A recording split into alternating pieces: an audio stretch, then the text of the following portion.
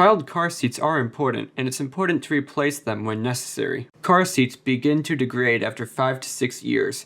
You can often find the expiration date on the manufacturer's label of a car seat. After this date, you need to replace your child's car seat. Child car seats do an excellent job protecting your child in the event of a car accident.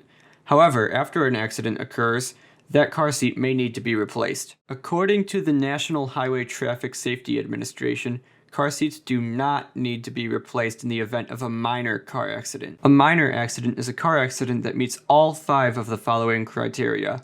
The vehicle was able to be driven away from the crash site.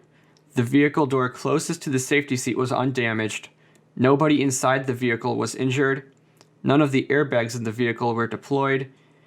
And there is no visible damage to the car seat. If the car accident does not meet all 5 of these requirements, the child's car seat needs to be replaced. Follow these rules and guidelines to provide maximum safety for your child while driving your car.